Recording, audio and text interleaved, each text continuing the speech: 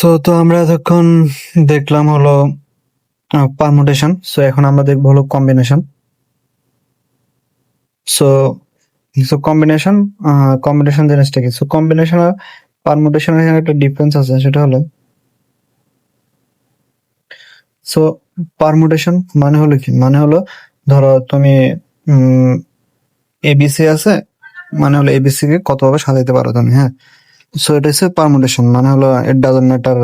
যেমন ধর এখানে এবিসি আছে, এখানে কি এবিসি আছে।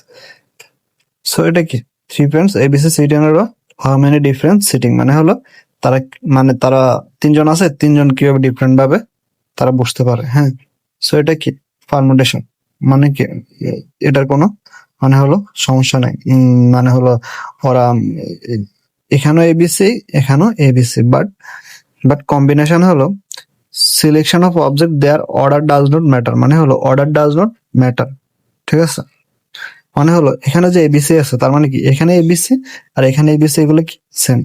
সো পারমিউটেশন, তিনটা সংখ্যা থাকলে পারমিউটেশন সো কত ভাবে হবে, এটার ফর্মুলা হচ্ছে এটা n factorial by n minus r factorial. So so এখানে যদি তিনটা দেয়, so 3 factorial by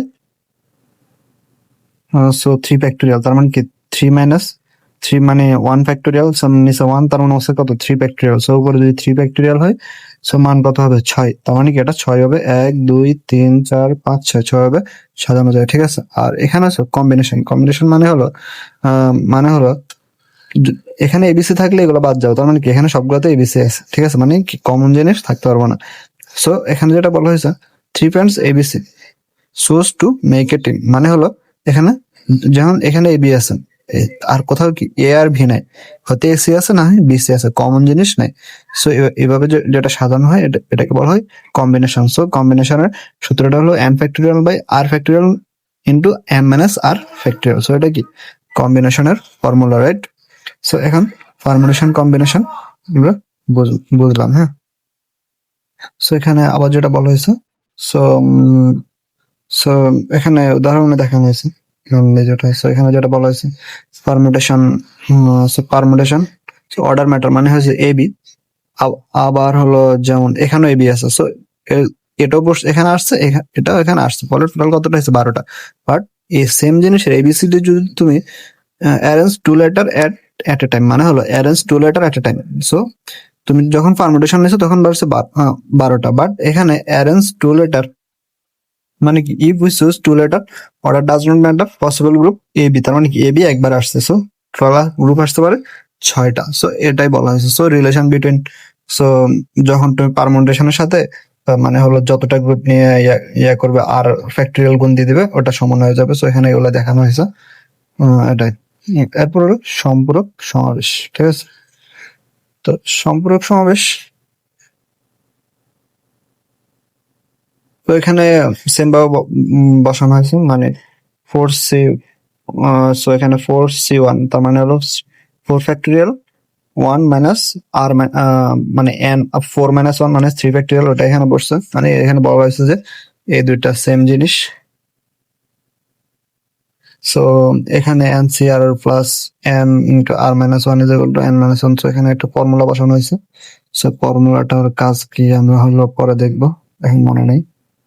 so N factorial R factorial N minus r factorial, so এখানে এটা দেখানো হয়েছে। সো এখানে শর্তাধীন সমাবেশ মানে হলো নির্দিষ্ট শর্ত দিয়ে থাকে, যেমন যেমন এখানে বলা হয়েছে, সো এখানে যেটা বলা হয়েছে যে ও গ্রুপে থাকবে, মানে হলো ওর নাম যদি রহিম হয়, রহিম কি গ্রুপে থাকবে। সো ও গ্রুপে থাকবে বলা হয়েছে form and different items. The number of way of source are items when free specific items must always be included. মানে কি ফ্রি থাকবে, বাট আর আইটেম আর সংখ্যক আইটেম কি সোর্স করতে হবে, ঠিক আছে, এন সংখ্যা থেকে।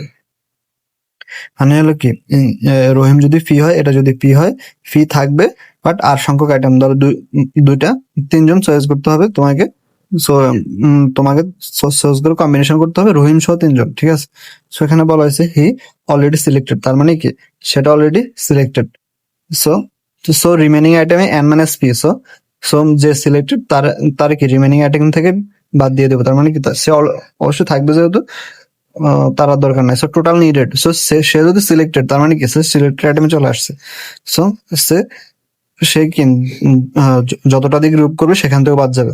ফলে ফলে সূত্রটা কি আসে, নাম্বার অফ ওয়ে, তার মানে কি টোটাল নাম্বার থেকে বাদ যাবে, টোটাল প্রয়োজনীয় নাম্বার থেকে বাদ যাবে, ঠিক আছে। সো এভাবে বসায় আমরা কি ম্যাথ করতে হবে, ঠিক আছে।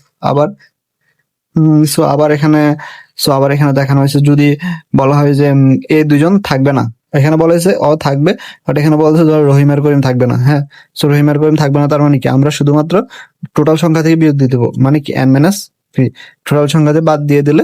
আর সো ধরো আর আইটেম নিয়ে আমাদের কি বলছে, গ্রুপ করতে বলছে, ফলে কি আমরা ওটা কি n ফ্যাক্টোরিয়াল বসে সূত্রটা বের করে ফেলবো। সো এখানে এটাই বলা হয়েছে, ঠিক আছে। সো এখানে সো একটা সৃজনশীল দেখানো হচ্ছে, সেটা হচ্ছে সেটা হচ্ছে ইকুয়েশন শব্দ থেকে দুটি সর্বর্ণ একটি ব্যঞ্জনবর্ণ নিয়ে কতগুলো শব্দ গঠন করা যাবে। মানে হলো ইকুয়েশন শব্দ দুটি সর্বর্ণ একটি ব্যঞ্জনবর্ণ নিয়ে কতগুলো শব্দ গঠন করা যাবে যদি সর্বর্ণ দুটি ক্রম পরিবর্তন করা না যায়। মানে হলো দুটি সর্বর্ণ নিতে হবে, একটি ব্যঞ্জনবর্ণ নিয়ে কতগুলো শব্দ গঠন করা যাবে, বাট কি সর্বর্ণের ক্রম পরিবর্তন করা যাবে না, সর্বর্ণের ক্রম যা আছে তা থাকতে হবে, ঠিক আছে। সো ইকুয়েশনে এখানে বলা আছে সর্বর্ণ আছে 5টা, ব্যঞ্জনবর্ণ আছে কত 3টা। যদি বাট এখন এখানে দেখানো হয়েছে কি 5টার, সো এখানে প্রথম বের করা হয়েছে সর্বর্ণ 5টার কম্বিনেশন, সর্বর্ণ 5টা কত এতে ইউনিক ভাবে সাজানো যায়, ঠিক আছে। সো এখানে বার করা হয়েছে কত বের হয়েছে 10 ভাবে। আবার ব্যঞ্জন বর্ণ 3টারে কত ভাবে সাজানো যায় 3 ভাবে, ঠিক আছে। মানে ব্যঞ্জন বর্ণ 3টি ব্যঞ্জন বর্ণ থেকে একটি নির্বাচন, আর 3টি ব্যঞ্জন বর্ণ থেকে একটি কি নির্বাচন, তার মানে কি 3 হয়। সো এখানে মানে 3টা অপশনে থাকতেছে আলটিমেটলি। সো এখন সো এখানে বলা হয়েছে, সো এখানে তাহলে সো তার মানে এখানে দুটি সর্বর্ণ একটি ব্যঞ্জনবর্ণ মিলে মানে দুটি সর্বর্ণ সিলেক্ট করতে হবে একটি ব্যঞ্জনবর্ণ, তার মানে কি দুটো যদি একসাথে হচ্ছে তার মানে কি এখানে গুণ করতে হবে। এটা কি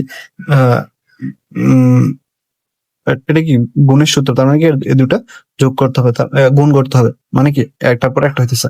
সো 10 × 3, সো কত হয়েছে 30। সো এখন এখানে যেহেতু আমরা কি ইউনিক ভাবে সাজানো পাইছে, ইউনিক ভাবে সাজানো 30টা গ্রুপ পাইছে, এখন আমাদের শুধু বলা হয়েছে সর্বর্ণ দুটির ক্রম পরিবর্তন করা যাবে না, বাট কি বাকিগুলোর ক্রম পরিবর্তন করা যাইতেও পারে, নাও যেতে পারে। বাট আমরা এখানে কম্বিনেশন নিচ্ছে, প্রথমে কম্বিনেশন নিচ্ছে, মানে তার মানে কি ওগুলার কোনো ক্রম পরিবর্তন করা যাবে না, ওগুলা কি ইউনিক নিচ্ছে। ফলে আমরা কি এই যে 30টা গ্রুপ, ফলে 30টা গ্রুপের কি প্রত্যেকটা গ্রুপের জন্য আলাদা আলাদা কম্বিনেশন থাকবে। বাট এখানে আবার বলা হয়েছে সর্বর্ণ যেহেতু দুইটা, সর্বর্ণের কি ক্রম পরিবর্তন করা যাবে না।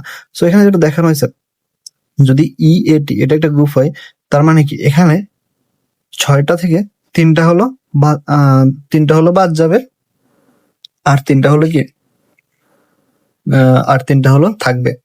তার মানে সো প্রতি গ্রুপে 3টি অক্ষর আছে, 3টি অক্ষরে সাধারণভাবে সাজালে কত 6টা আছে, অর্থাৎ প্রতি গ্রুপ 3টি সম্ভাব্য শব্দ দেয়, ঠিক আছে।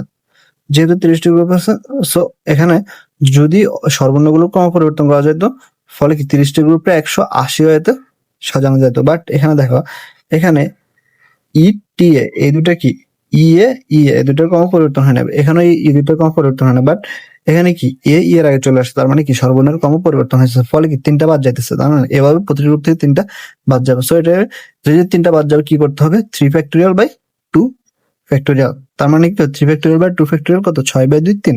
তার মানে কি হলো প্রতি গ্রুপ থেকে কম্বিনেশন 3টা করে থাকবে, তার মানে কি এখানে কি 30 × 3 হবে, তার মানে কি 90টা কম্বিনেশন পসিবল। সো এখানে এটাই বলা হয়েছে।